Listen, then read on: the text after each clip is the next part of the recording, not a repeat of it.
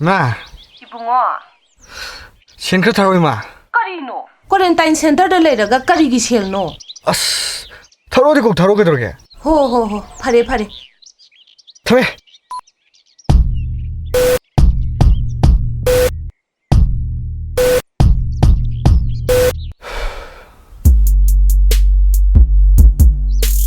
Pojore.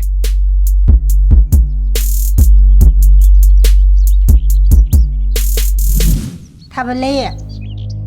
Kari leirage. Inegi isunupado makogi quarantine center hybrid duda volunteer oina mina hainari se sumbraba Hoi mana di makong khara yaujaba yangjaba duna aikhoi lekai gi kalap ki mayam ba singna ne marak ta hek pubuni mayam gi mateng pangi bani haiduna hekta chatki khamba ka yadi bani haiduna sum thadok laga haying laina duna ragladi kamdawa natte nakhoi gi nasna ben khata na ba yadawri braba wakhan leita ta dang hai mi ya na pham de hek rang seluro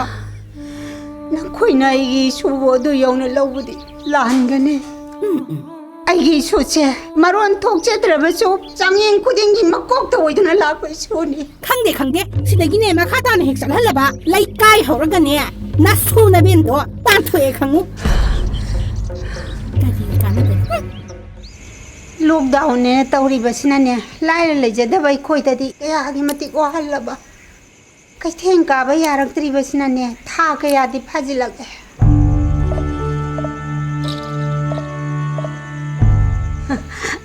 adubunya ibeni sugi di ka hena wade da satho nabu na ba satho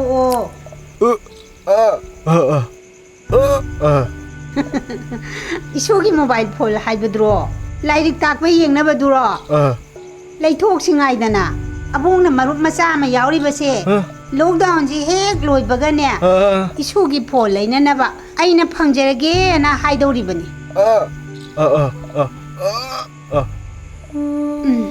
man haidi base isu kham mapa da magi phone leibiyo hainingli bani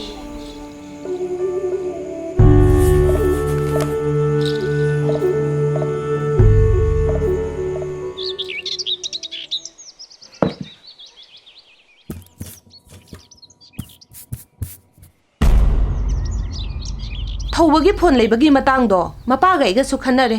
lockdown gi chen naga chingbaga kona khanare si ibi haibi nakoi gi thamoi je uthok na kan kheda ai hi sanu pi du ne het poklam bai sunu pani isani hola du leikhidra basu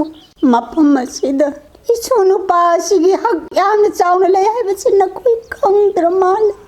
kari noi mana takpiri sibo ai gi su isa pokli bane isa semda ya ponte swai lak laga pepa ngang base ai yam haina de ke chulalam badai ne aibo kamaina bu sanglak ibno laina marak sida laina sandok lana ba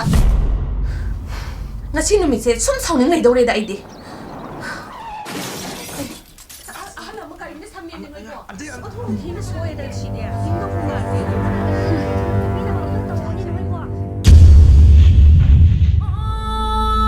Indul ang awit thoma mi bana ha singdo police na lockdown thugai dana kanna tanar ko jani madu da makhoi lai jabi thar na chela ko dane heta thoma mi badani dana yoga thakjilang bani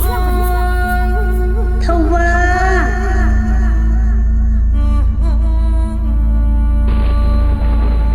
Songi janu pado hojing nga ki mamang da leitre ha ai ki janu pabo COVID-19 positive oire haiba paw masada fangjabadagi masa matom da drug overdose da kapsin jarga legi dabani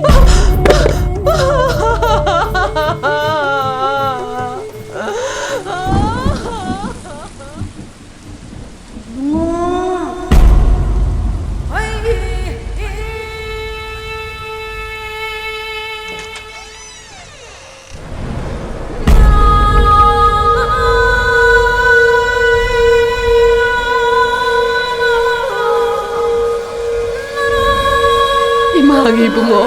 pangida konanse karigi nang nalaina sibo aduk kiruri bano hanak mapok sigi mana nang buamu hanna uwa pangaroi ko